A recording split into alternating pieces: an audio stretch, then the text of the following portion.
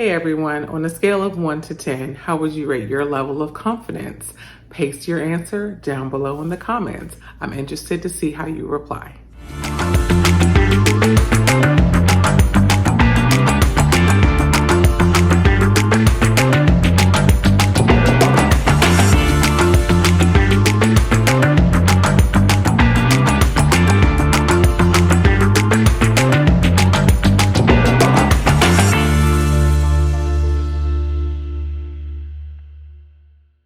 Hey everyone, welcome back to a brand new season of Entrepreneur Insider. I am super excited to meet some of you for the first time and reintroduce myself to the rest of you that are return viewers. You are appreciated. I am your host and the founder of the Black Entrepreneurs Network, Tia Robertson. This is the show that gives you all the information you need about starting or scaling your business and introduces you to some amazing entrepreneurs of color that have products and services that you need to know about and you need to share with your community. This week's episode is no different. We're starting this season off with a bang. Today, we are talking to the founder of SheConfidential. Now, she has a podcast and a community, and her name is Charlene Ketchum. You definitely need to check her out. Now, we talked about your level of confidence. So, did you answer that and put it down below? Well, Charlene is going to talk to you about all things confident. And when you take care of yourself and when you prepare for your business, get the education and the tools that you need, it helps build your confidence, and it's going to build your community, which is going to build your bank account. So definitely check out this episode with Charlene. And while you're checking out the SheConfidential community and podcast, don't forget to listen to the episode that aired on August 4th, featuring me, the founder of the Black Entrepreneurs Network, talking about all things networking and how it can benefit you. Hey everyone, I am super excited to introduce you to our featured entrepreneur this week. Her name is Charlene Ketchum, and she is passionate about seeing Black women thrive. She's enjoyed a 20-year career in medical publishing and practiced law in Missouri for more than 10 years. In 2020, Charlene created SheConfidential to provide a safe space in which Black women navigating entrepreneurship and or the business world could make boss business moves to build wealth without compromising self-care. The SheConfidential platform includes a podcast and an online community, and we're going to learn all about that and about Miss Charlene during this power-packed hour. With no further ado, welcome, Charlene. How are you doing today? I'm excellent. Thank you so much for this opportunity to chat with you again. Yes, you're welcome. Thank you for joining me and giving us the opportunity to learn all about you, right? We want to definitely make sure that all those women that you could help learn about you, right? All right. So before we get started learning about you and SheConfidential, I'd like to know, what is your why? Why would you leave what a lot of people would consider a quote unquote established, stable career, right? Especially in medical publishing and law, for the unstable world? And that's my word. I tell people all the time, entrepreneurship is wonderful, but definitely unstable a lot of times. Why would you risk the stability for the world of entrepreneurship? Yeah, I'm big on, and that's such a great question. And I think it's really timely, because right now we're in what some call the great resignation, where we're seeing so many people, especially Black women, leave these stable jobs and pursue entrepreneurship. And for me, I think a lot of it is how we define things. I'm really big on words, and it may just be like the attorney part of me and being really nitpicky with words, but stable, I don't consider any of it stable. Not the corporate jobs, not working in not-for-profit, not working in even, in a government job. None of it's stable, these days. And I know that for me, the only person that I could trust to look out for my best interest outside of my mama would be me. And so I have never viewed any job as stable. And so for me, that's why it wasn't difficult for me to make the career shifts that I've made, because I always assessed, what do I need on a personal level first? I think about what I need on a personal level first, and then I make my career moves based on that. So when I initially left my full time publishing career, I was in law school. I just graduated from law school, and it was time for me to study for the bar exam. So I worked full time while I was in law school, and I went to law school, and I was exhausted. I was sleeping 2, 3 hours a night. I did that for 4 years while I was in school. I would not advise anybody do that, because it broke me down on a health from a health standpoint. It was horrible. And I knew that I couldn't sustain that deprivation to study for the bar exam, because I was like, I only got one test in me. I can only do this one time. And so I knew I needed to give 100%, because prior to that, I hadn't been giving 100% to anything because I was doing too many things. So I resigned from my position at the publishing company in December of 2011. And that allowed me to make space for living my life how I needed to for that season. So I then started my consulting business. And so at that point, that was when I essentially was doing the same work that I was doing when I worked full time in corporate. I did it for myself in my own consulting business. And that's how I paid my bills while I studied for the bar exam. But I was working maybe 10 hours a week. But the key thing that I tell people there, I was working 10 hours a week, but I was making more money Mm-hmm. than I made if I were working as a full time salaried employee. And I got to rest and I got to study the way I needed to, so that I could take the bar exam and pass it the first time. So that was, to answer the short answer to your question is, I've made career shifts because I don't stay places because I view them as stable, because I don't think anything is stable. And I've made career decisions based on what best served me and my self care and my personal life. And that's how I've kind of charted all of my career decisions. So when I left the medical publishing industry to study for the bar exam, that was one of the best choices I ever could have made, because for me, entrepreneurship is just the ultimate representation of freedom. Oh, I You love get to that. choose how you do what you do when you do what you do. And you don't get that freedom when you're working for someone else. Absolutely. You dropped so many nuggets during that because you're right. You hear about stories of people that work for 20 years for a company and all of a sudden they're laid off. And, you hear about the people that have to struggle to find the time to do the things that they need, and which we'll kind of touch on later because they are working. And so it does take a lot. The other thing you mentioned, which I want to point out to everyone, is that it takes a lot of courage, but it is okay to say, you know what? I need to make a change in my career, in my life, or whatever the case may be. So thank you for sharing that with us. Okay, so tell us about She Confidential. What services do you offer? Where are you located? Is your target audience located near you? And who is your target audience? And anything else that you want to share about your podcast and your community? Absolutely. So thank you for asking. So I live in St. Louis, Missouri. Always been here. My family's from Georgia, but I've always been in St. Louis, Missouri. And so, in terms of where She Confidential is based in the physical realm, it would be in St. Louis. We don't have a physical office location or anything, but based and founded in St. Louis. In terms of the target audience, Black women. Black women all day. Black women professionals, specifically Black women entrepreneurs. The reason for that is, when I initially started She Confidential, I was like, I am here for every Black woman, because a lot of times we think big. We want to save the world, and that has always been a passion of mine, to be able to see Black women thrive, because I grew up in a family with a lot of very strong, hardworking Black women.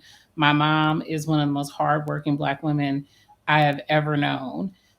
But the consistent thing that I've seen with a lot of Black women, whether they were working blue collar jobs or in the big corporate jobs making high six figures, is the lack of support. We do all the things for all the people, and then we come home So we're at work, we're doing all the things for all the people. A lot of Black women have 9 to 5s and have side businesses. I'm one of them because I still have a 9 to 5 job and a business and my consulting business. Yeah. And on top of that, Black women have families.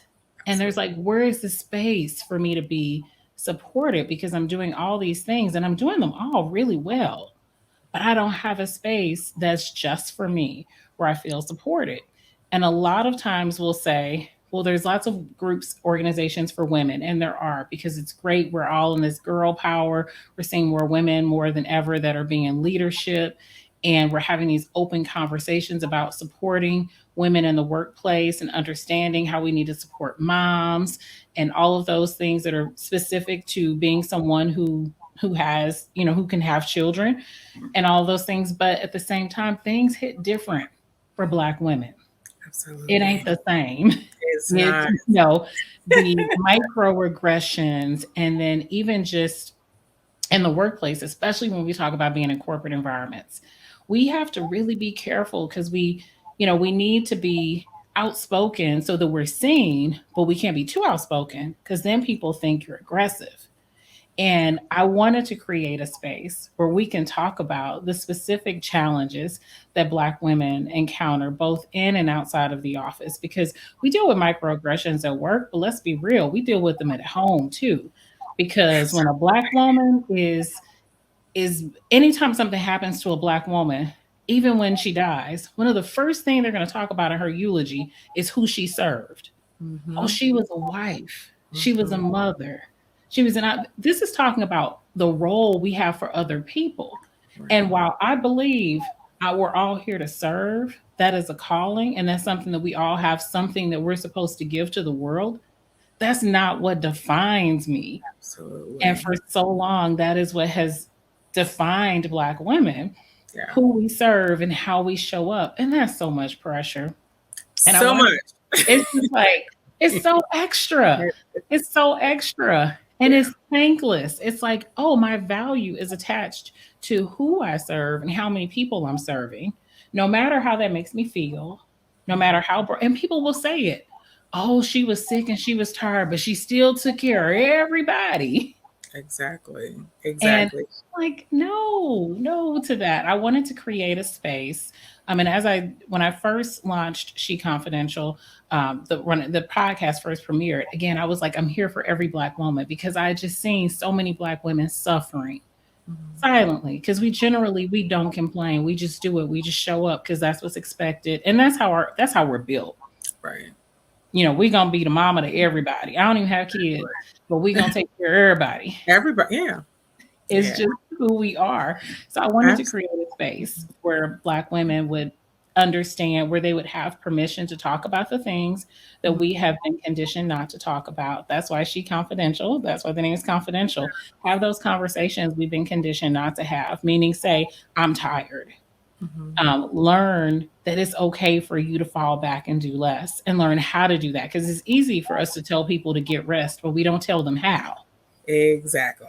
And that is so important, because that's what I was going to say. I noticed is what sets your community apart from some of the others, because it is vital, like you said, that we have safe spaces, because like you said, we get treated a certain way by everyone. It's like, why are you upset? And it's like, you all don't get it.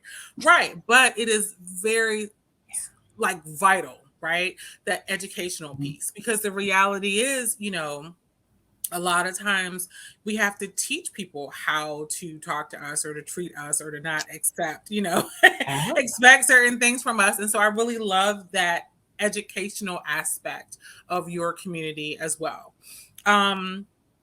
So if in your words, because I know, as you kind of mentioned, there are a lot of, I don't want to say the word a lot. There are other, of course, communities for women of color. But how does the SheConfidential community differ for those other women? So if I'm looking at my computer and I see SheConfidential and I see someone else, like, why should I gravitate to you and your events? Now, of course, I can answer that because I know you're amazing. You're personable. You're very intelligent. You're going to talk to me the way that it is. But in your words, what would you tell someone that's like, hey, this is why you need to join our community, or associate with you? Absolutely. That's a great question because, and you know what, getting through all that noise in social media and all these Mm-hmm. options we have, it's hard. And so Absolutely. I always say to people, I want you to dig into what it is that you need, what you're looking for. Okay. So the first thing is we're here for black women, and this might be a sticky point for people because I know a lot of times we say people of color. When I say people of color, that's like the big umbrella. That's everybody that's brown. Yep. And of course, you know, my hierarchy is first, I'm here for women or black women, then I'm here for all the brown people, and then I'm here for all women. I'm being 100. That's my hierarchy. So I'm here for black women, brown, all the people of color, and then all women. And the reason that is how I live is because if you're a Christian person and you look at the teachings of Jesus, and then just from an equitable standpoint, if you are serving the people who have been traditionally marginalized and excluded, if you make sure you're tailoring everything to their needs, you will be able to take care of everybody else. Exactly. And so that's my focus because Black women have been the ones who've been the most excluded, misused, and abused, and just treated any kind of way. And so because I'm a Black woman and I recognize what has happened to my sisters, that is my first priority on serving other Black women. So if that is something that aligns with you and you want to be in that space of other Black women where you know every person that we recruit to come in and lead a workshop, because I'm very intentional in that. I cyber stalk people for months, including before I ever reach out and say, hey, I want you to come talk on the podcast. I want you to do this workshop, because I am vetting and making sure that everyone who presents to the SheConfidential community or appears on that podcast is someone who is invested in the well-being of Black women specifically. And it's not just, and I'm not saying that we don't have allies. We do, but they are on everybody else's platform. Absolutely. And so I want to take an opportunity to showcase Black women and men, and because we do feature men on the podcast as well, who are doing all these amazing things. There are Black people in every area, but we don't have the capital, we don't have the communities and the networks to amplify our voices. And so I want this to be a space where you get that access to people who have similar backgrounds. They understand your struggle, they have a vested interest in seeing you win.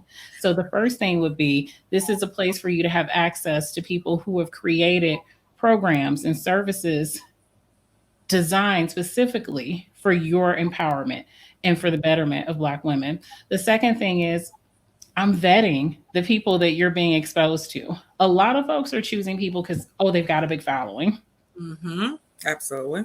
I don't choose people based on that. I've had Right. people reach out and I'm like, I don't think that our platforms are in alignment, because that's why I approach people watch them for a while before I ever approach them or before I ever say yes, because I want to see how they move consistently. There are a lot of people who say I'm out here, I'm for Black people, and they are spewing a lot of negativity, because they're coming from places of trauma and hurt. There are a lot of people who, for me, may be going beyond what's their capacity. And what I mean by that is, when we talk about mental health issues and challenges, I'm happy that we're having those conversations. We have them in the SheConfidential community, both on the podcast and in the community itself. But there are a lot of people out there who are talking about trauma. They're presenting themselves as trauma coaches. Mm-hmm. And I'm like, oh, this person has no mental health background at all. And they're doing these trauma coaching things. And they can, once you unlock certain things and you don't have that training and that discernment to help guide that person to the next stage, you could be doing more harm than good. And so that's another thing that distinguishes the SheConfidential community and platform from others. I'm thinking about your well-being. And a lot of that is informed by my background as an attorney. My focus in law school was in healthcare law. I worked in medical publishing for many years. And so I have a hypersensitivity and awareness. And I have a lot of friends who are therapists and in the mental health area. I have a hyper awareness and sensitivity to making sure I do no harm. And so anybody that I bring to the platform to talk about a particular topic is going to be somebody that I have ensured has the credentials they say they have, but also is qualified, and not just with the credentials, but in energy and spirit. And that is in alignment with the energy and the transformation that I want to see Black women have to live well and make the choices that are best for them on their terms. I want people to have that autonomy, because Black women traditionally, we haven't always had that autonomy over our Right. lives, over our bodies, any of Absolutely. that. And so anybody that I bring into the circle is going to be somebody who's qualified to empower Black women to have that. So those are the two major things that distinguish She Confidential from others. Perfect. Okay. Yeah, and it definitely sets your community apart from others, and it makes people that are a part of your community feel valued and welcome, and know that they can trust the information. Absolutely. Thank you for sharing that with us. Okay, so I want to talk a little bit more about the word self-care. Like, I know we talked about you mentioned mental health. I love your website, and of course we're going to share that with everyone that watches this episode, so they can visit you and learn more about what you do. And your vision statement and your mission statements are very clear and very impactful. So I applaud you for that. But when it comes to self-care, it seems like it is just the word of the year, or maybe the Oh, last yeah. year, right? So much so that people may think it's like a trend, it's the latest hashtag. People don't realize that it really is a thing. So tell me, from your experience, because you are very knowledgeable about what it means, what does self-care actually mean, and what does it look like when people, particularly Black women, take care of themselves? Oh, that's such a good question. And you're right. Self-care is the new buzzword. And that's Mm-hmm. why everybody's calling themselves, and this is not me throwing any shade. I'm not throwing No, shade. but you're So right. there is I some, mean, everyone is like an expert, right? But yes, like you everybody's a said, self-care. once you open that door, and once are you prepared to help people walk through it? Are you prepared to help them get healing? And a lot of times those people aren't. Where I know you are. That's why I was like, okay, Yeah. we gotta get Charlene's perspective on Yeah. this one, and see what she thinks. Yeah. I mean, essentially, self-care is anything that you're doing that supports your wellness. And when we look at wellness, wellness has about 8 different components. And you can Google like a wellness wheel, but the components of wellness include everything from occupational, that's your career, environmental, so that's the space that you live in, and also outside of your home, like your neighborhood. And that's where we think about things like pollution. There's social, the social component, your relationships. Hmm. That's huge, both the ones with your partner and your friends, the people at work. Also, the typical components of wellness that we think about, the emotional, mental, the physical, all of those things, and spiritual. So, and there's another one that I am forgetting right now, because I just mentioned 8, and I think I just said 7. But all of those wellness is, or self care is, just making sure that you're supporting all of those components of wellness. And so that looks different for every person. And see, this is where it gets tricky. It looks different for each one of us at different seasons. So what I need to support my self care this week may look very different next week. And as I always say, life be lifing. You Absolutely. never know. Nothing is stable. And that Mm. can evoke a lot of fear, especially for those of us who grew up, in traumatic situations. I'm a child who grew up in some traumatic situations and everything. And so for me, I need stability. I need structure. I need order. I'm like, I need to have a schedule. I got to know what's coming next. Absolutely. But even so, I'll use like this interview, for example. So you didn't give me the questions to prepare beforehand. Right. But this is what I always tell people. This is why you have to know yourself. If you know yourself and you know like what your framework is, you can Mm-hmm. prepare for anything. That Absolutely. helps you prepare for the unknown. So you can come to a situation, even though you don't have the blueprint, you don't have the script, you don't have the questions, but you can come to it confidently, because this is what I do. This is what I believe in. These are my principles. And you can prep yourself beforehand. And so that's a lot of that self awareness. And so self care, it's about consistently engaging in things that support your wellness, but then also learning yourself. That mindfulness component is so huge. And that's something that, again, traditionally, we as Black women did not have the space to do. Because, and here I want to talk about capacity and the 100%. So we often say, I'm giving 100% to this relationship, to my job, and everything. No, you ain't. You only got 100%. Now, Right. I'm not good at math. Failed in geometry and algebra. I had to Mhm. retake those back in high school. Horrible at math. Never been good at math. I use my calculator for basic arithmetic a lot of times. But I know that you only get 100%. Absolutely. And so, what we have to do, give ourselves space to do, particularly as Black women, is look at how we're allocating that 100%. So, for Mhm. most of us, we're spending half of our 100%. And whether you want to look at it like the percentage, or you can say the cup, how what you're putting in your cup or what's on your plate, most of us are spending half of it on work. Yeah. Yep. And so that is why She Confidential spends so much time talking about work, Okay. because that takes up a lot of the capacity for most of us, even men. It takes up the capacity for most people. So let's say your employment is taking up half of your capacity, because a lot of us, we're spending 8, 10 hours at work. Maybe that's a good chunk of your day. So what Absolutely. else do you have in the rest of that time? If you've got kids, if you've got a partner, you got to clean your house, you got to cook, you've got to pay bills, all these other things. So if we get a chart and we line up the 8 components of wellness, and then and so that's across the top of the chart. And then if along the side we block up the 24 hours in the day, and you put a check mark every time you're hitting one of those components of wellness, I guarantee you, for most of us, we're not going to hit them all. Mm.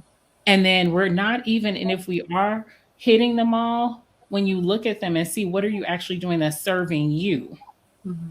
not other people, but that's serving you, you're going to come up with even fewer check marks. So is self-care more about taking care of the things that do serve us out of that list of 8 components? Okay. Yes, because it's Okay. about engaging consistently in activities that support your wellness. Gotcha. And so, even so, let's take something like your physical self care, which would include eating nutritiously. So, you're cooking, you're probably getting food every day, especially if you have kids. You've got to prepare meals, but are they nutritious meals? Because you've spent all day at work. And Okay. so now you're rushing to get home and pull something together. And so you're probably, if you do cook, you're making sure your kids get to sit down and eat, but you've got to do laundry. Then you might have to give the baby a bath. And then you got to go online and pay these bills real quick. And you got to send an email for work. So you're just going to grab your food. You're going to be walking around snacking here and there while you do all these different things. You're not eating mindfully, and you're Absolutely. just grabbing what's available. And so that's not supporting your physical component of self care, because you've got all these other competing things. And so that's where that intentionality and that mindfulness comes into play, because we can take a step back. And when we really do like that capacity inventory and we look at, how am I spending my time each day? Like, what do most of my days look like? Like, I Mm. always suggest to people, keep a log for a week. Even better, keep a log for 2 weeks, and make them weeks that kind of are like a normal representation of your life, not the week that you're on vacation. you know, Exactly. make them normal representations of your life, and track on an hourly basis the highlights of each hour. And then go back at the end of that 2 weeks and see how you're spending your time. And that will tell you if you're getting the self care that you need. Because Hmm. when you think about those 8 components, we need all of those components. And it gets really deep, because when we talk about the physical component of self care, that's how you're eating, that's how you're sleeping, that's how you're moving your body. It's a Well, lot. It's a lot. It gets complicated. yeah, definitely. But you've given us a lot of great information about what it is and what it looks like and how to address maybe where there are some gaps. You also actually have touched a little bit on the question I asked in the end. So I appreciate that. I always kind of end with asking people, like, what advice would you give someone Yeah. that, feels like their life is not balanced, right? Whether their children get Mm, all their time, whether their job is their life, yeah. whether they're starting a business, how do they do that balance? So I definitely definitely love that you recommended that log, and encourage everyone that once you start working on that log, or you need more instructions on how to create that log and what the results mean, to reach out to Charlene. Okay, so we always, in addition to sharing your website, also share on social media. And I know you're on several platforms. When our viewers and their friends, because we encourage everyone to share, follow you on social media, or SheConfidential, sorry, on social media, what type of content can they expect to see from you? Absolutely. Encouragement. I am really big on, I know everybody's on this hustle and grind thing. I think we're starting to come back from that because the self-care movement is so prevalent, but still people are like hustle, hustle, hustle, grind, grind. You're not going to see any of that on any of our platforms because I don't believe in hustling. I don't believe in grinding. Um, Not like that. So I agree. it's going to be a lot of learn how to delegate, learn how to do less, tips on mindfulness. You're going to also, and this is something I'm really proud of with our platform, is you're also going to get introductions to the people who can help you address your particular self-care needs. So we talked about those 8 components of self-care.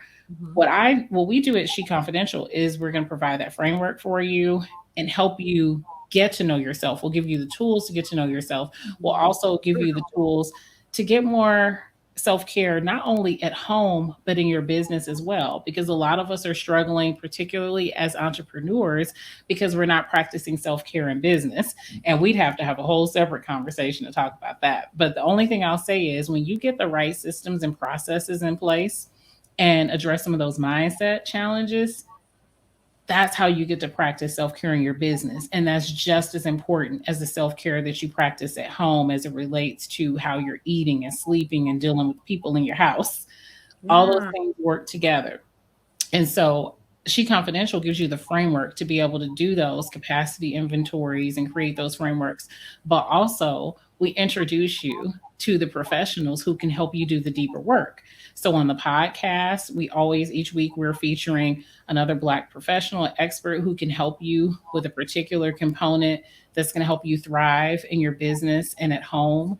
A lot of them, I'm really heavy on the mental health components of things. So I would say probably about 40% of our guests are mental health professionals.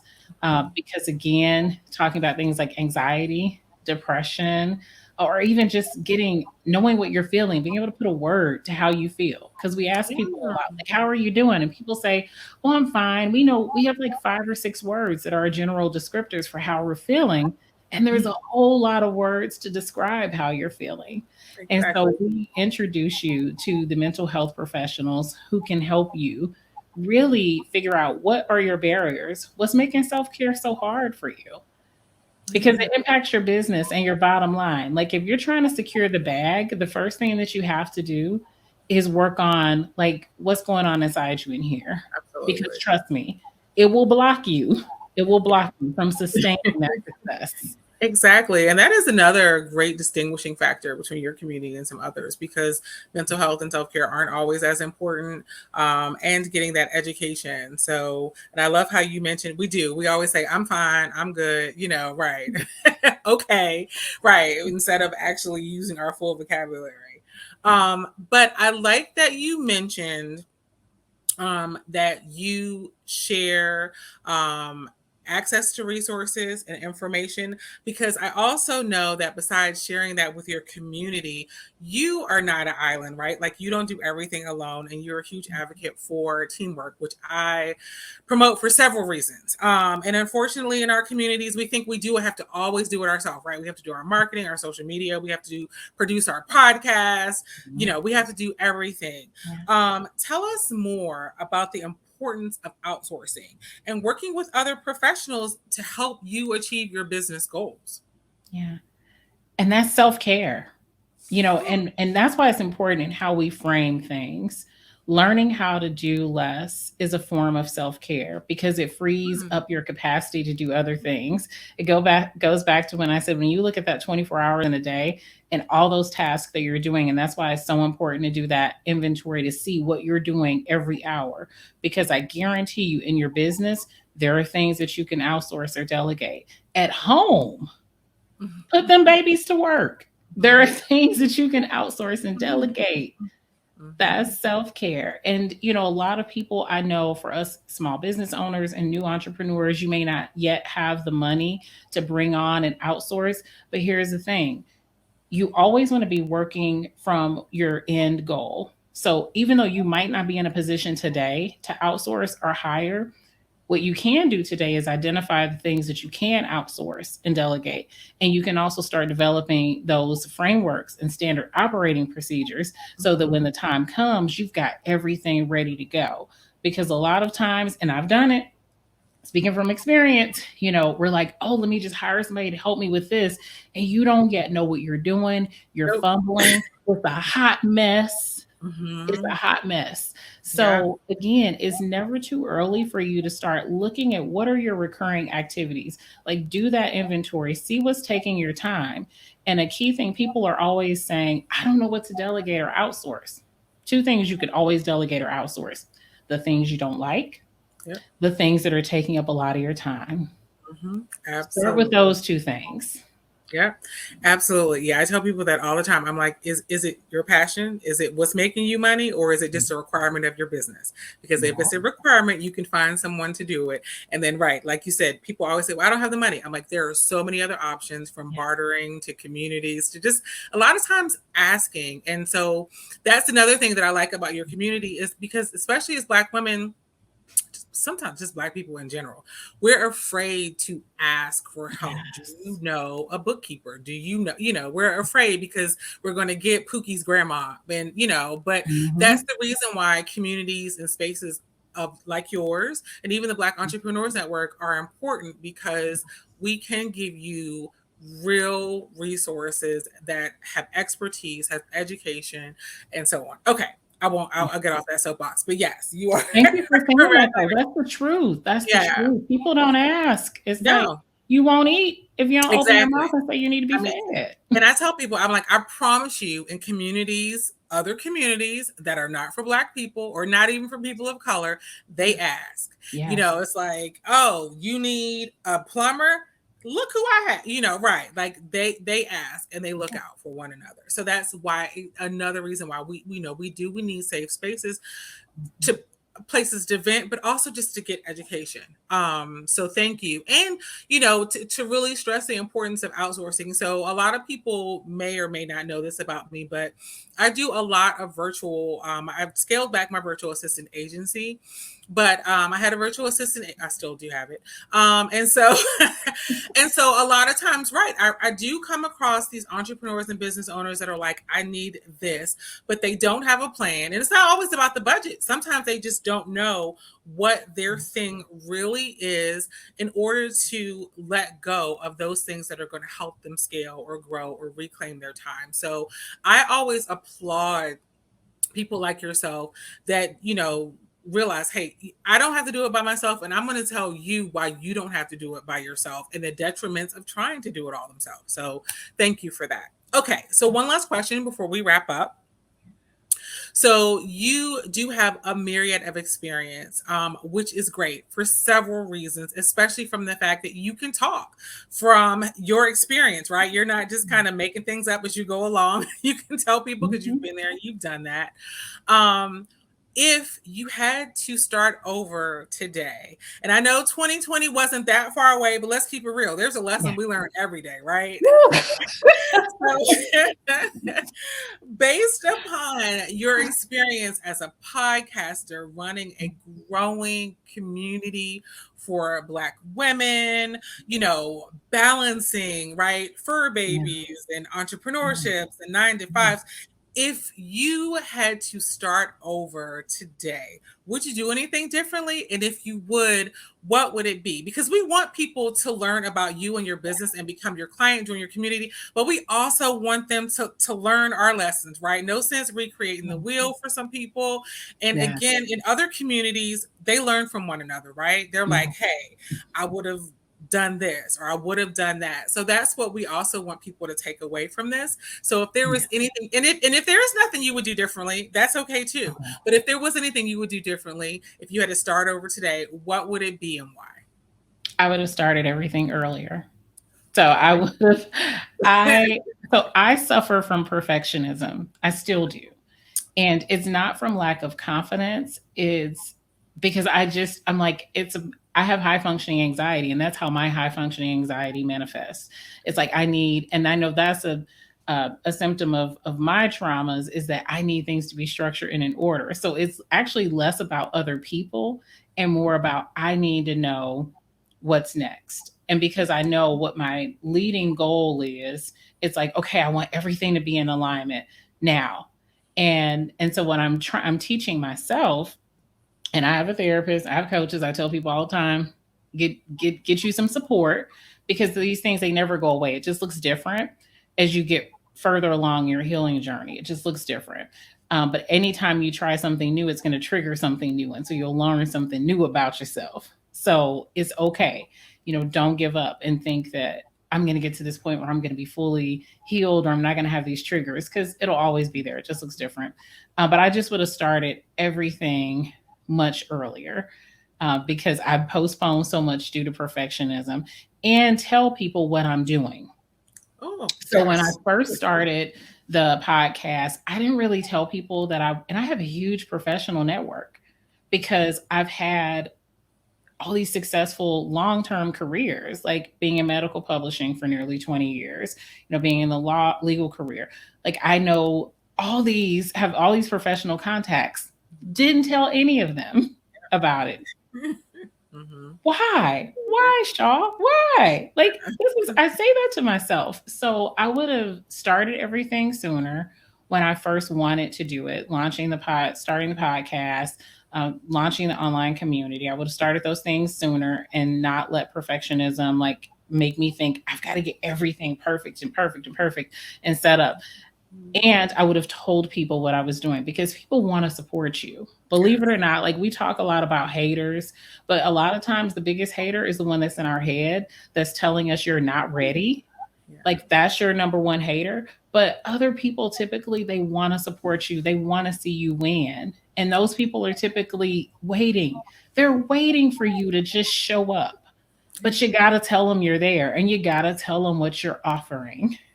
Mm-hmm. Absolutely. Oh my goodness. If I could take that, type it up and frame it, I absolutely would. Because one, you were very transparent, which I appreciate. But those are the things that, when I talk to people, that they do, we're like, oh my God, there's so much information out there. So they freeze up. They're like, they expect, and I'm like, just start that. It's hard. And then, like you said, the other one, which is, I promise, it has touched so many people in this community.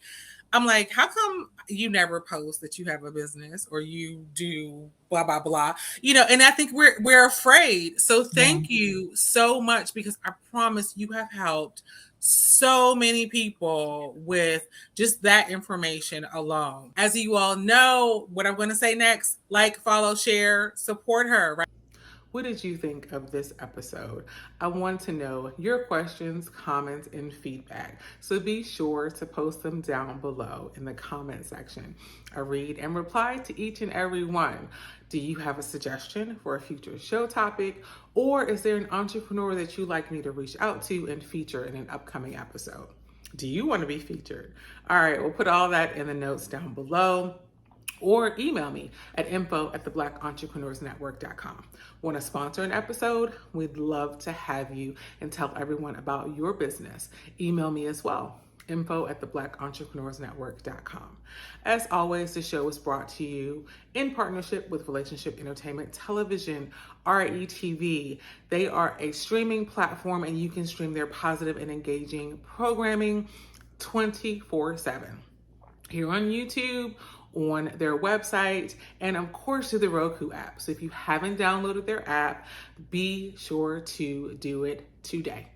Now, share the information that you learned in today's episode, and come back for a spanking new episode of Entrepreneur Insider next week, right here on RETV, every Thursday at 6 p.m. Eastern. If you haven't subscribed to this channel, be sure to do so. And while you're there, hit the bell so you're notified when new episodes premiere. Until next time, don't forget, be great. Peace.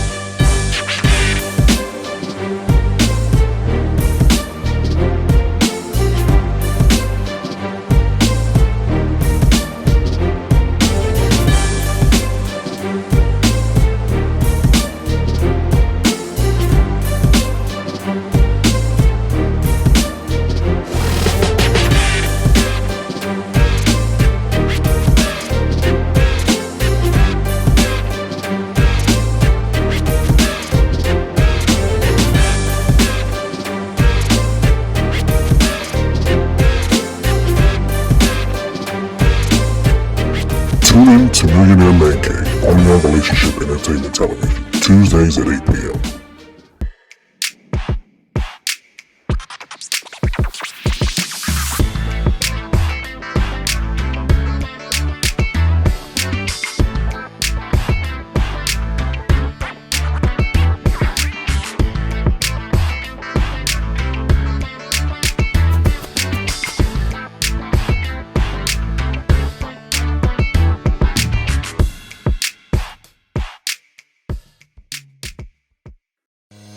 This is Tyron and Nicole with your weekly RATV news break. Each Thursday at 12 noon Eastern, we'll come to you with the latest news, trends, and more with a positive spin. We know there's a lot of positive news that doesn't get reported, but we want to give you the opportunity to share your story here on RATV. If you have a positive news story you want us to share, you can submit your story to news@re-tv.net. Don't forget to subscribe to the Relationship Entertainment Television YouTube channel. Download the new RATV Live app on your mobile device and follow Relationship Entertainment Television on your favorite social media platform. Don't forget, make sure you tune into the RATV News Break each Thursday at 12 p.m. Eastern. Until then, be blessed and be great.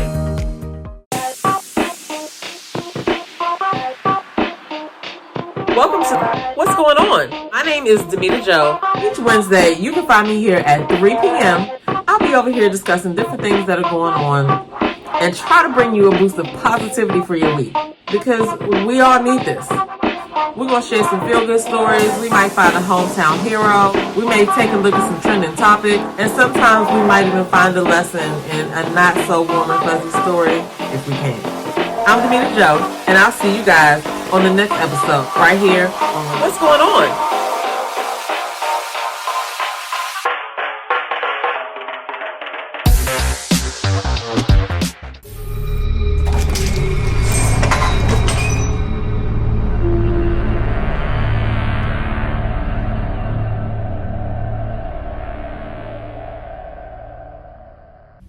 Hey, it's your girl Tia Robertson. I'm the host of Entrepreneur Insider.